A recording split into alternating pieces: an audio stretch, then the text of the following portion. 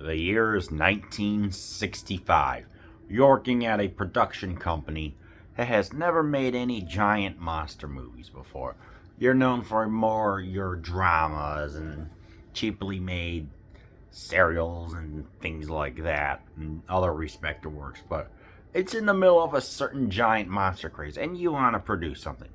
So what do? You make your one and only entry into you make your only one and only foray into there with Gappa, the Triphibian Monster. Land, air, and even water. Gappa, the Triphibian Monster's worldwide terror abounds. On a serene paradise island untouched by modern technology, a dark secret lies undisturbed for centuries. Then a greedy land developer begins his plan to steal a large plan to turn the sleepy island into the largest amusement park in the world. He sends a group of scientists to the island and they stumble across what appears to be a baby dinosaur, opposing the terrified natives who ask them not to disturb their god Gappa. The crew brings their new find back with them to Tokyo and all hell breaks loose. Nikkatsu is the name of the company, and obviously they took influence from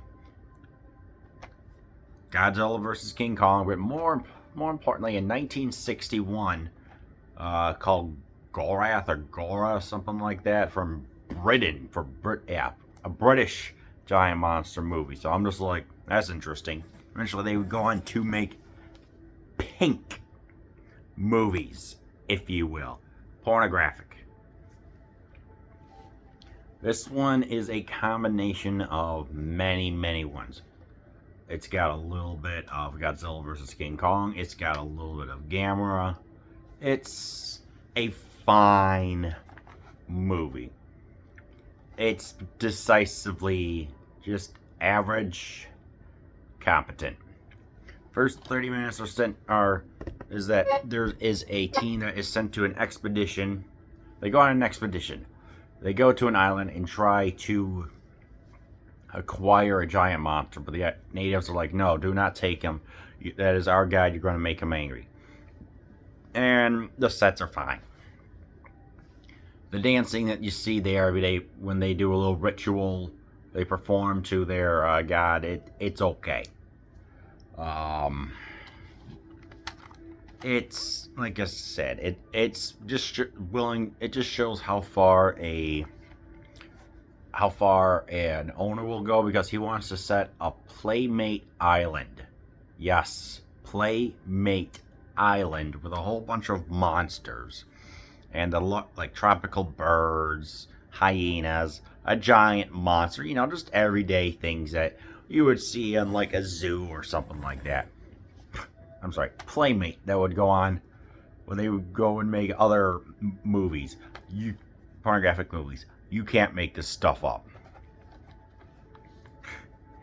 It's Godzilla versus King Kong light diet, whatever. You know, the diet's not bad sometimes. It just doesn't have the sugar. In this case, it doesn't have the sweetness that it needed. But I will say this, though. The destruction scenes in, I forgot what city, is pretty good. It's actually two actors when you have to coordinate their movements, go over certain buildings. When they kind of take like a railroad track, we get a nice view of a track, and it looks all right. It's like 5 minutes. It's nothing special, but it's competent, I guess. I mean, eventually the parents come and they do cause some havoc. We get some people in the suits, and you know, it's all right. It's all right. They bring an islander with them who may or may not have blackface on. I'm just like, what the heck? Speak perfect Japanese? I don't know. I felt that was really awkward and just should not have happened. Ugh. Yeah.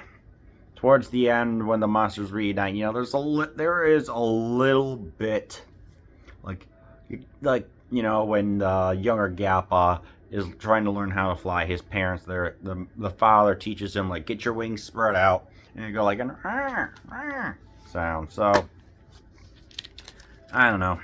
I'm gonna say, it's a chicken. It's a giant chicken, okay? A bird. It's a fowl. What else can I say? It's pretty much that, you know. Yeah, it's like the last 5-10 minutes.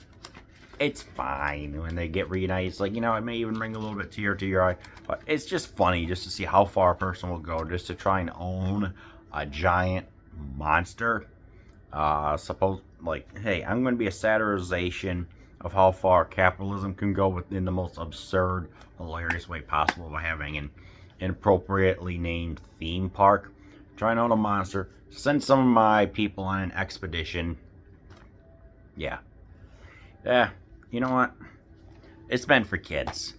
I'm not going to write any more on it. If you want to show them something that's friendly, that features the destruction that is common in all the movies, and you want to get like an, I don't know, I'd say 6 to 8-year-old into giant monsters and get them set up for life, you know? I mean, this is a good one, but this DVD right here is a lousy rip. Get this on my screen, it got letterboxed to death.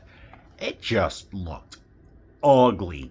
Even the quality was like 360p. It was even 480. I'm like, I mean, I knew it was going on, and it just sucks. So, you know, if you want a competently made but standard run-of-the-mill kaiju movie that you can get your kids into, then that, you know, you can kill 90 minutes, then I recommend that you watch Gappa, the Triphibian Monster.